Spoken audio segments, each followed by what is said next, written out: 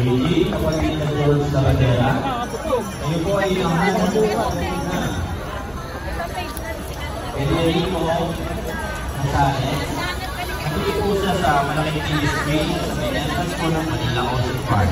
Magkita daw po kayo namin.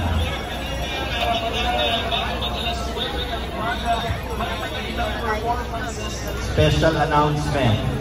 Galing po ito sa lokal na Aurora.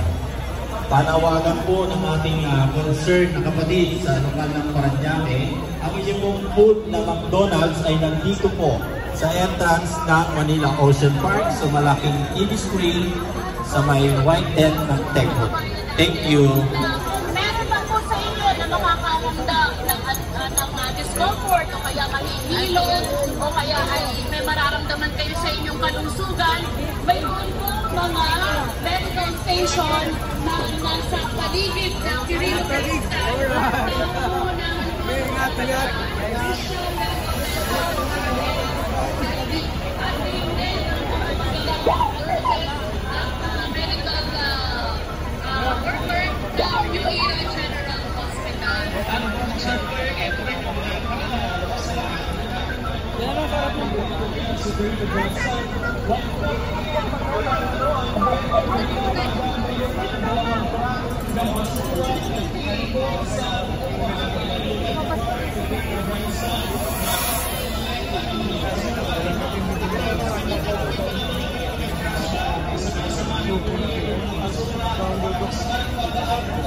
Basura ay madali po yan makukuha at kung dyan Nelson at Jen, may mga street sweepers din tayo nakita katulad ng iba po siya yung pinagbigyan ko sa panahon.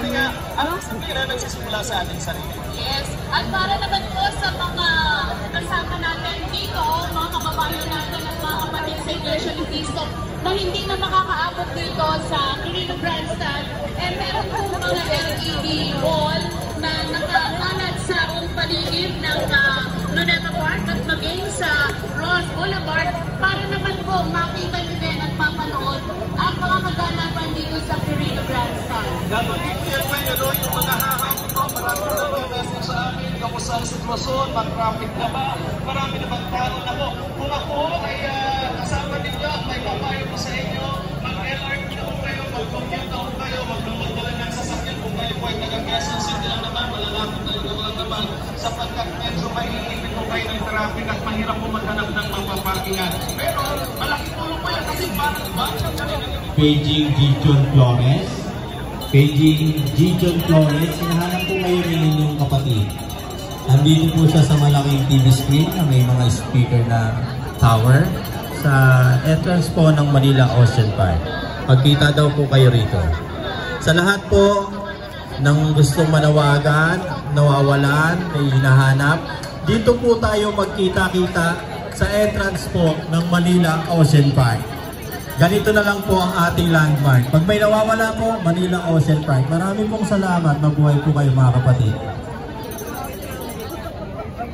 Na tumutulong sa pagsasaayos ng traffic ng ayusan dito sa kapaligiran ng Paging Miss Shireen Marmeo, hinahanap po kayo ni kapatid na Jane Al RP.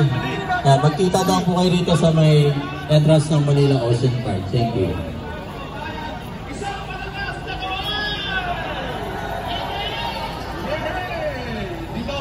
Oo, at yung programa po natin ngayon ang siya po napapanood dito po sa Quirino Grandstand. So, ayan, lahat po sila ay gusto bumate.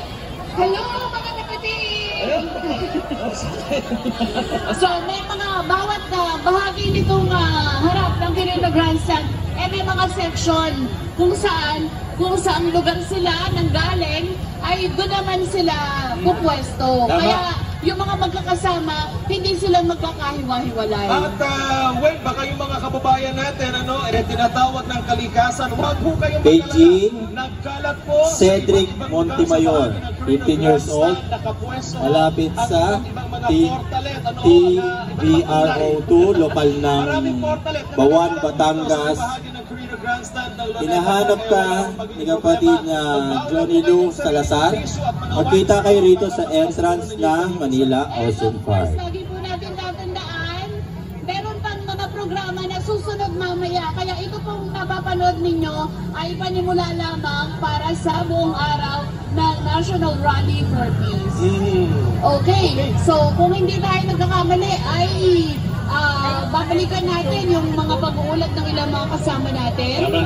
At mga kasama mula sa iba't ibang mga live points. May mga gusto humabol, gawin muna kayo. Lahat, gawin kayo lahat.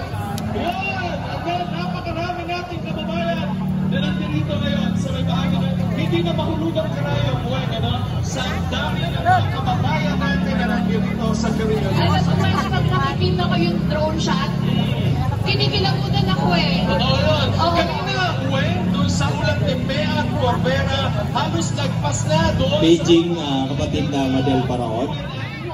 Hinahanap po kayo ni kapatid na Abelito Perez. Opo, magkita kayo sa may entrance ng Manila Ocean Park. Thank you.